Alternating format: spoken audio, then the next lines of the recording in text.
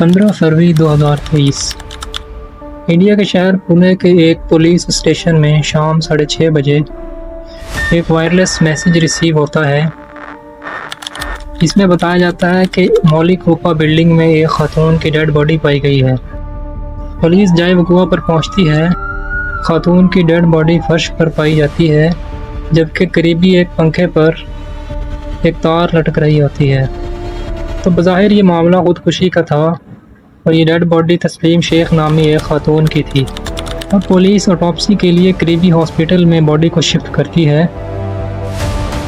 Autopsy report में चौंका देने वाले इंकशाफात होते हैं, जिसमें ये वाज़ेह होता है कि ये खुदकुशी नहीं बल्कि एक मर्डर था।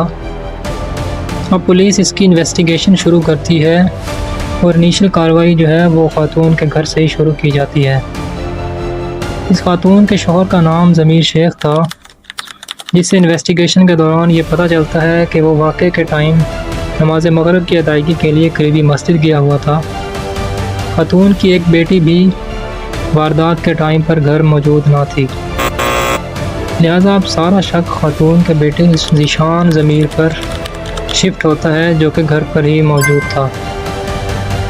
जब पूछताछ की जाती है तो नौजवान लाइल्मी का इजहार करते हुए बात टालने की कोशिश करता है, लेकिन पुलिस के सख्ती करने पर नौजवान इकबाल जुर्म करता है और इस जुर्म की डिटेल कुछ इस तरह से बताई जाती है कि ये नौजवान ज़ीशान ज़मीर 18 साल का है, जो कि सेकेंड ईयर का स्टूडेंट है। ये अपने रूम में स्टडी कर रहा था जब इनकी वालिदा कमरे में आईं और नौजवान अपना फ़ोन यूज़ कर रहा था। मोहतरमा ने इनको डांटा और चली गई। कुछ देर के बाद दोबारा से आईं और ये लड़का फिर से मोबाइल में ही मगन था, जिस पर इस खातून ने शदीद गम गुस्से का इजहार करते हुए नौजवान को थप्पड़ रिसीव किया, जिसकी वजह से ये नौजवान भी शदीद गुस्से में आ गया और जैसे ही खातून लड़के के कमरे से जाने लगी तो इस बदबख्त ने पीछे से गले में मौजूद दुपट्टे को ज़ोर से खींचा और खातून का गला दबाए रखा, जिससे उसकी मौत वाक़ई हो गई। कुछ ही देर के बाद इसे एहसास हुआ कि उसने बहुत बड़ा कदम उठाया है, लिहाजा उसने इस मर्डर को खुदकुशी का रंग देने की कोशिश की। इसने सोचना शुरू किया और कमरे में नज़र दौड़ाई तो इसे एक चाकू नज़र आया। इस नौजवान ने सबसे पहले तो एक तेज़धार चाकू से अपनी वालिदा की कलाई पर एक कट लगाया, लेकिन ऑलरेडी डेड होने की वजह से कोई भी खून ना निकला और ना ही ब्लीडिंग हुई।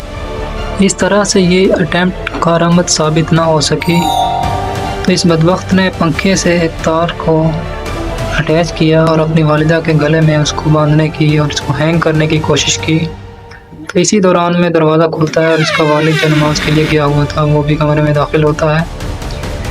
इसे देखते ही नौजवान ज़ोर ज़ोर से शोर मचाना शुरू कर देता है और मोहल्ले वालों को इकट्ठा कर लेता है। इनिशियल इन्वेस्टिगेशन के बाद नौजवान को गिरफ्तार कर लिया जाता है और इस पर ट्रायल चलाया जाता है। डियर व्यूअर्स, हमें इस वाक़े से क्या सबक मिलता है कि टीनेजर्स के अंदर अग्रेसिव बिहेवियर एक नॉर्मल फिनोमेना है, जिसकी बड़ी वजह हार्मोनल चेंजेस हैं। जैसे ही एक बच्चा अपनी प्यूबर्टल एज के अंदर पहुंचता है तो मुख्तलिफ हार्मोन्स मुख्तलिफ ऑर्गन्स से सिक्रीट होना शुरू हो जाते हैं, जिसकी वजह से अग्रेसिव बिहेवियर आ जाता है। इसके अलावा पबमेड की एक रिसर्च के मुताबिक बच्चे के साथ माँ की अटैचमेंट की उसमें खुद एतमादी पैदा करती है, जिसकी वजह से अग्रेसिव बिहेवियर कम होता है। आमतौर पर यह देखा गया है कि जिन घरों में वालिदैन स्पेशली वालिदा के साथ बच्चों की अटैचमेंट कम होती है, उनके अंदर एग्रेसिव बिहेवियर ज़्यादा होता है। लिहाजा माँ की बच्चों के साथ अटैचमेंट एक बहुत बड़ा फैक्टर है जो एग्रेसिवनेस को कम करता है और बच्चों में खुद एतमादी पैदा करता है। इसके अलावा साइकेट्रिक टाइम्स की एक रिसर्च के मुताबिक जो बच्चे अपना ज़्यादा टाइम इंटरनेट पर गुजारते हैं उनमें भी एग्रेसिव बिहेवियर का हो जाना एक नॉर्मल चीज़ है। इंटरनेट एडिक्शन की वजह से 3 से 4 गुना ज़्यादा एग्रेसिवनेस पाई जाती है उन बच्चों के जो इंटरनेट इस्तेमाल नहीं करते।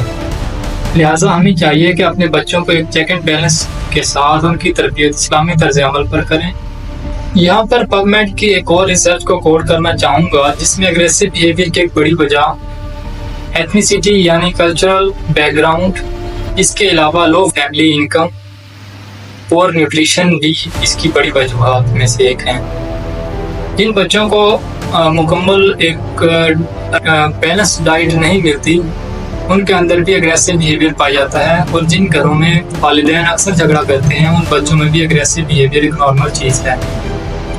हिंद ऑफिशियल के तमाम व्यूअर्स, आपको बहुत शुक्रिया कि आप आखिर तक जुड़े रहे। Thank you very much for your precious time. अल्लाह हाफिज़।